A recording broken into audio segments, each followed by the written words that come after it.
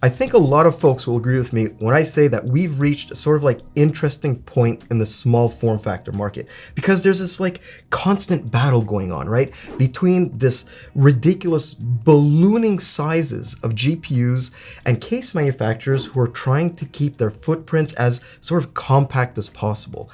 Now, there's been a lot of solutions to that have come out over the last couple of years, right? There's sort of like a dual chamber approach like Fractal is doing with their Ridge, or there are a couple of cases on the market now with these movable spines like the Thermalright TR100. But both of those designs and many, many others are starting to sacrifice CPU cooler height in order to maximize GPU compatibility. In some cases, all-in-one liquid coolers aren't even possible.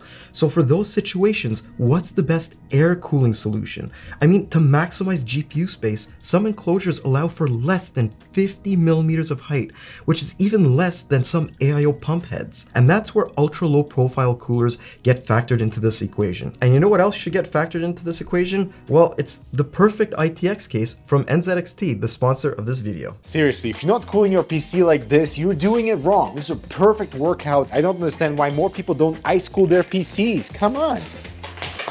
Not many people know, but sun protection for your PC case is absolutely crucial, including sunscreen.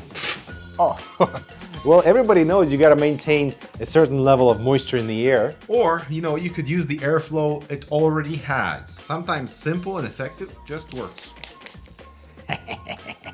So what is the real differentiation here between what we call an ultra low profile cooler and a standard low profile heatsink? Well, we reached out to you guys and we talked to a bunch of people in the industry to see if we're either like going crazy with this distinction or if these were two distinctly separate categories. And it turns out they actually are. So typically the ultra low profile category has a height of 50 millimeters or less, basically what we're covering in this video. Then we have the 51 millimeter to 70 millimeter height coolers, which are your regular low profile variety. We'll actually be attacking those in a video sometime a little bit later this year. I promise, because this video has taken us forever to come out with. But the main problem facing anybody who's buying into the small form factor market is simply a lack of component choice, especially when it comes to coolers. This is actually something that we figured out when trying to put together this roundup. A lot of these we ended up buying either locally or from overseas. We've come up with 9 of them, and I think this gives a pretty good cross-section of what's out there in the ultra low profile category. And they really do come from all over the frickin' place. We've got some AliExpress specials from Metalfish and upHere, some absolutely legendary coolers from Noctua and Thermalright that can normally be found on Amazon right across the world, and even some relative newcomers from Scythe, Be Quiet, and ID Cooling. So I also wanted to take a closer look at all of these coolers, but there's one thing that's going to jump out to anybody who has been shopping for components within the SFF space, and that's the fact that a lot of the cooling solutions have been around for like ever, with very, very small modifications to their mounting for updated socket compatibility. Some of these designs have been around for like 10, 15 years. But the first cooler I actually wanted to look at here is one of the, I guess you would call it, newcomers that has been launched within the last, I would say, about 2 years. And that's the Be Quiet Pure Rock LP. Basically, this thing was designed as Be Quiet's answer to the Noctua L9 series, with it having a bit smaller footprint but a slightly higher heatsink that's topped off with a pretty standard 80mm slim fan. It's only available in black, and the build quality, well, it feels like a frickin' weapon. There's only 2 small little hiccups here. First of all, it has one of the roughest contact plate finishes I've seen on any cooler we've ever reviewed, and its installation process is a royal pain in the ass. I mean, look, most of these ITX coolers have pretty unique mounting kits because they're mounted from behind the motherboard instead of the front, like most other heatsinks that are available, so like tower style coolers. But Be Quiet adds to that frustration with a ton of microscopic nuts and screws and a mini-me hex wrench to top it all off. And yeah, if you're an AMD user, count yourself lucky, since most of those bits are for Intel, while AM4 and AM5 systems just need a quartet of screws that mount through the motherboard. Next up is the ID Cooling IS47XT, and it shouldn't need any introduction whatsoever, since it's been one of the top performing ultra low profile coolers out there. But the V2 version, that's the new one, it takes things up a few notches. The fin array has been updated for better performance, though there's a 2mm height reduction to compensate for a thicker, higher performance fan. But the biggest change is a much better installation setup. As a matter of fact, it's the best, and I'm not kidding you, the very best in this entire roundup. The process is simple, there's only a few pieces of hardware, and it's mounted from the front onto standard brackets rather than from behind the motherboard, and that makes a huge difference. Meanwhile, I can't really say that Metalfish is a household name in North America, at least in the ITX cooler space, but they've been slowly gaining traction, and I can sort of see why. The DH450 is a tiny 6 heat pipe monster with a relatively compact height of just 45mm, and it's one of only a handful of SFF coolers that's available in both black and white. Unfortunately though, it uses an older HDT based design, something a lot of manufacturers have moved away from, since it's not optimal for modern CPUs, which have their heat concentrated into smaller areas, and that's exactly where HDT tends to struggle. On paper at least, this thing has a super straightforward mounting process, but it ends up being unbelievably frustrating. That's because its studs don't lock into place, so they slide all over the damn place. Aligning them with your motherboard requires this delicate balancing act between your fingers, the motherboard, and the cooler. You almost need like 3 hands to mount this thing. Another problem we encountered was the heat pipe smashing right into components on some motherboards. Like here they sit right on top of the M.2 heatsink, and simply flipping it around sometimes just isn't an option either, though luckily a 180-degree rotation fixed compatibility on our specific system. As for Noctua, yeah, look, it's the L9 series. What else were we gonna put here? It's the exact same cooler that's been around for the better part of 15 years now. I mean, what more do you need to know? Build quality is superb. It's a compact 37mm high, and every other heatsink wishes it had Noctua's installation kit. Oh, and it's also, yeah, tied for being the most expensive cooler here. And we have another, I guess you would call, legend here. That's the Scythe Shuriken series, which has always been the go-to option for a ton of small form factor builders, and the Shuriken 3 is their latest ultra low profile offering. It combines 4 small heat pipes that snake into a very short fin array that's topped with a pretty unique fan. Instead of completely closed sides, this one has notched openings that are supposed to direct a portion of the airflow towards components around the CPU socket area. And unfortunately, in my opinion at least, Scythe has by far the worst mounting kit I've ever experienced on a modern small form factor cooler. They use these like dinky little screws made of the softest possible metal that strip away way too easily, and they have the finest threading I've ever seen. It never felt securely installed, no matter how hard any of us tried. And we went through, I'm not kidding you, 3 separate coolers, hoping somehow that we would get a proper mount. And look, Scythe knows, they bloody well know they messed up here, because they gave not only 1 extra screw, but every single one of these coolers comes with 2 or in some cases 3 extra screws. And I can't tell you, right? I can't tell you how many times someone of our team, including me, wanted to throw this cooler up against the wall and just exclude it from this roundup altogether. And I'll give you a good example of what ended up happening to me when I stepped in and tried to install this thing. Basically what you do is you start one of these tiny little screws, and then you go to the next one diagonally on the opposite side. And as you're tightening that one down, because of the small tiny threading, that one that you first started with, it ends up popping out. And this happens over and over and over again until that screw ends up being completely stripped. Anyways, let's just move on to Silverstone, because it's been a long time since we looked at a cooler from them. And while the Hydrogon H90 is a pretty rare sight here in North America, it's actually widely available in a lot of other regions. It also feels like, I guess you would say, like a blast from the past. Nothing about it feels particularly like modern. I mean, sure, there's a well-finished base and 4 heat pipes, but the fin array isn't anywhere near as dense as most of the other others in this roundup. And the RGB fan is just as generic as they come. And yet, at $50, this thing is anything like but generic. It's Noctua level expensive, guys. The installation process isn't all that straightforward either. You get a kit of parts that look like a Warhammer plastic miniature set alongside an almost ludicrous number of different screws. Luckily, once you get all of that stuff sorted out, the process is like straightforward with a front mount, so there's no fiddling with bits behind your motherboard.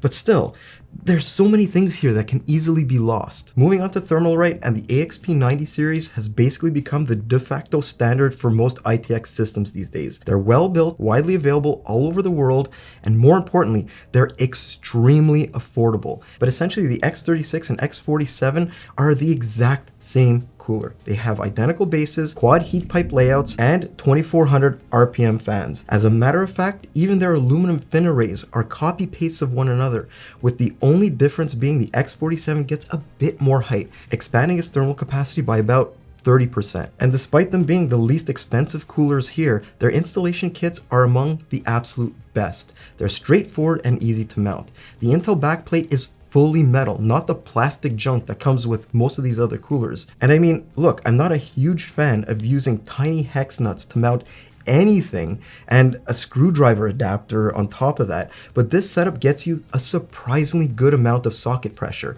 So overall, GG Thermalright. The upHere H45 series is another one of those AliExpress specials that started to gain popularity in ITX circles for its combination of price, compactness, and cooling performance. Overall, it's a pretty basic cooler that's available in either white or black with a dense fin array, 6 heat pipes, and a really basic fan that runs from 800 to 2800 RPM. Just like the Metalfish, the H45 has an old school HDT base and the same frustrating mounting system. And that means those damn metal studs either move too much or they get jammed in place. It's so frustrating, and for some reason it seems like every, I guess you would call it like gray market ITX cooler comes with this exact same setup. Still, based on our experience with some of the other heatsinks here, this I guess could have been a whole lot worse. So I guess that sets the stage for the benchmarking, but before we get into the results, I do need to do a little bit of housekeeping here about how we tested and why we chose the systems that we did. First of all, we decided to run on 2 different CPUs.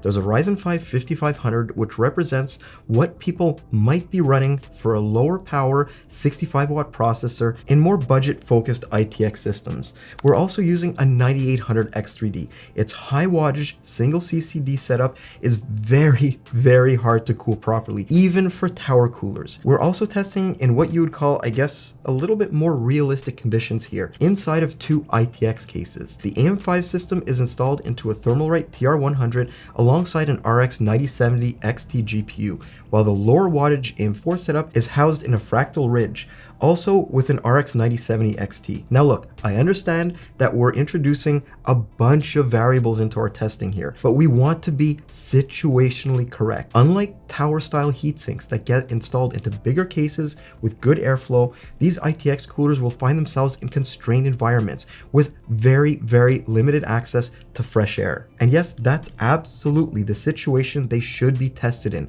So expectations end up being a little bit more realistic than if they were tested in like an open test system. Alright, so let's start here with the Ryzen 5 5500, and Thermalright's X47 jumps right out to a commanding lead, which is where it stays throughout its entire noise range. It's actually so good that at 39 decibels, it gets almost 2-degree lower temperatures than the Metalfish when it's running at 44 decibels. The race for second place is an interesting one too, with the Noctua L9 actually beating everything else at 30 and 31 decibels before trailing off a little bit at higher noise levels.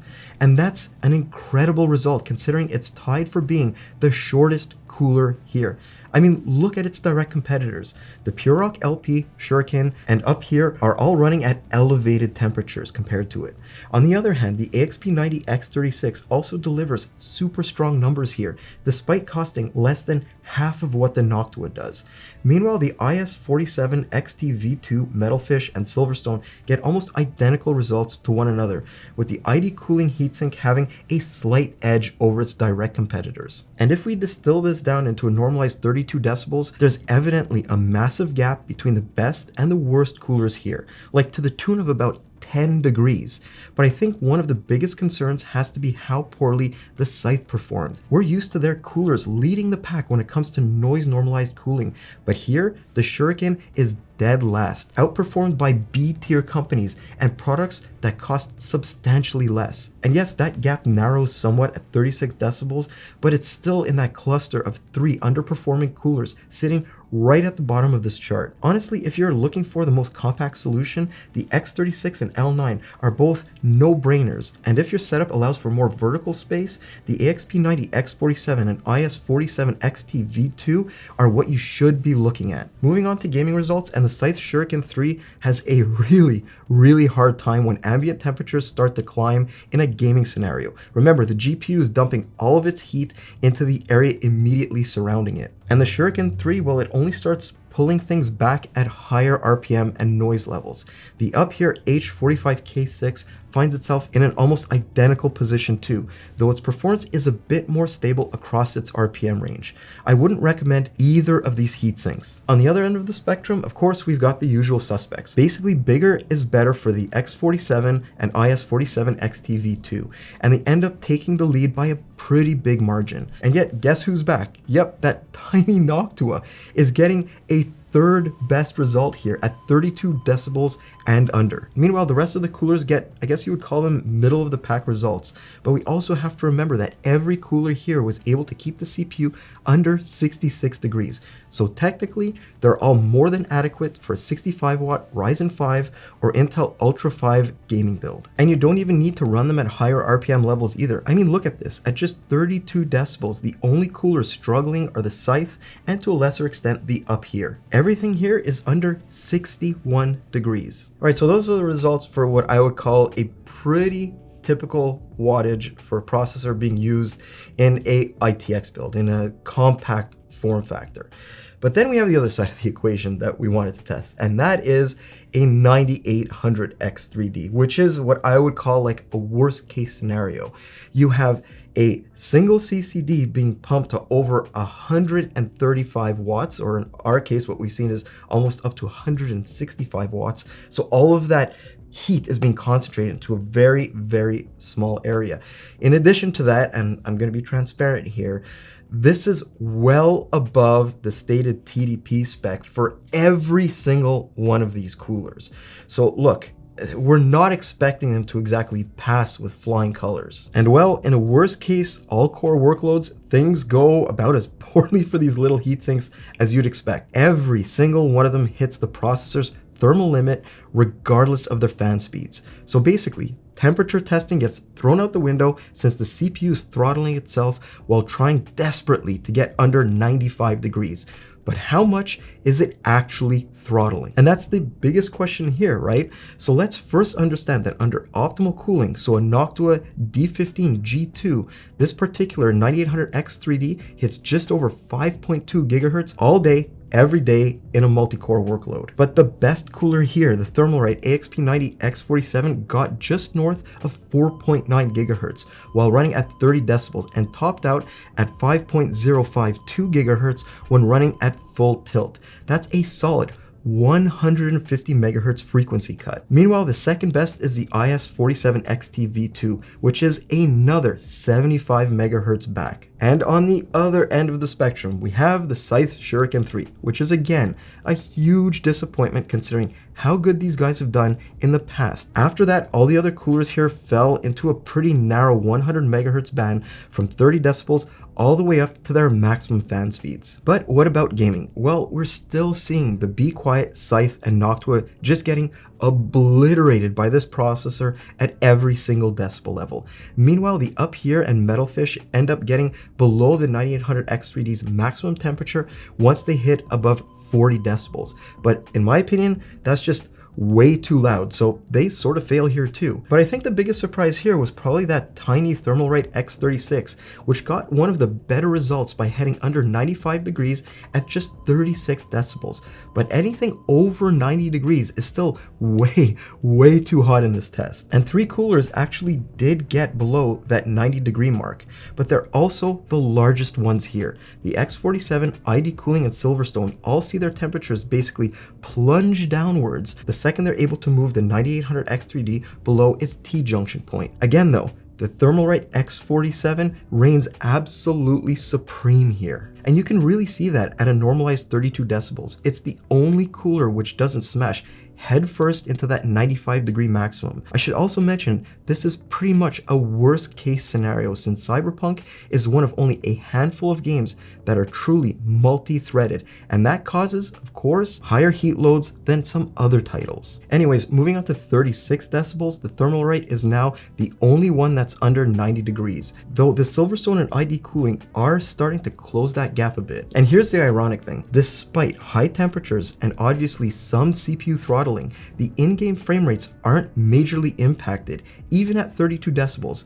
I mean, there's, yes, a small fall off versus a truly optimal air cooling solution like the D15G2 for a few of the more compact coolers here, but I also want to put this into a little bit more context because the Noctua L9 is delivering big boy numbers for such a tiny heatsink. But I do have to say, using something like a 9800X3D with one of these coolers is actually possible. It just takes a bit more effort than a simple plug, play, and pray approach. Because with PBO, AMD allows you to finely tune that balance between performance, efficiency, and heat output. So that's exactly what we did by giving our chip a -18 offset in PBO and running the core at 1.55 volts.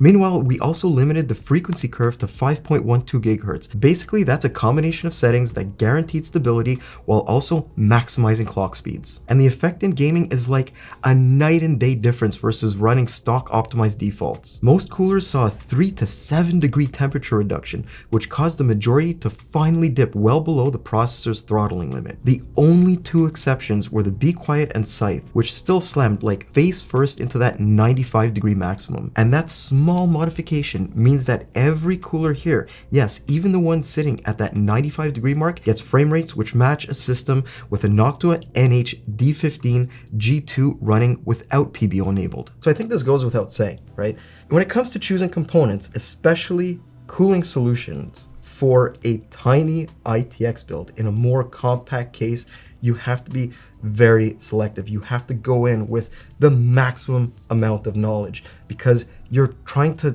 finally balance GPU size with cooling capacity for your CPU and a bunch of other things, all while probably trying to manage interior case temperatures.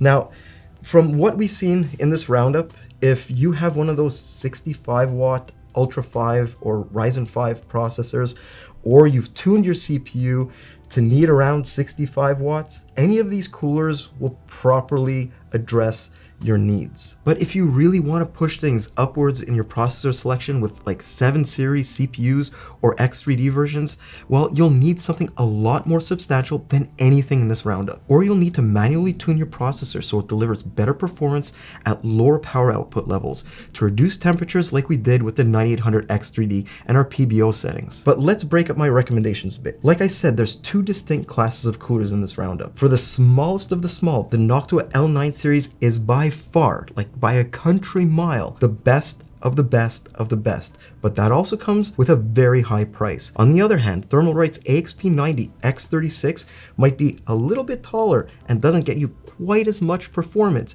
but it costs half the price. On the flip side of that coin, the AXP90-X47 is the runaway winner here, and provided you can find it in your region for a fair price, there's absolutely no reason to recommend anything else. Just buy this thing and you will be so happy with the results. My second recommendation is this guy. It is the IS47XT V2, and make sure it's the V2 that you're shopping for because it does come with a bunch of internal and external upgrades for its mount, for its fan, and a bunch of other things. So if you can't get the Thermalright, this thing is a very, very close second choice. And I guess that's it when it comes to my recommendations. Thermalright, ID Cooling, Noctua, you can't go wrong with those coolers. But where does this leave us? Well, this is going to move us into the next category, which is the 51 to 70 millimeter category. We're going to take the top 2 performers from here and move them up to see how they perform against some of the bigger and more expansive small form factor cooling solutions that are available out there. You're probably going to see that in the next couple of months. We've got Computex coming up and a bunch of other things and some really interesting budget focused content too. So anyways, I'm Mike with Hardware Canucks. If there's something that you want to see us cover, maybe a hidden gem that you found in the small form factor or any other market for that matter, let us know in the comments below. Have a great day, guys.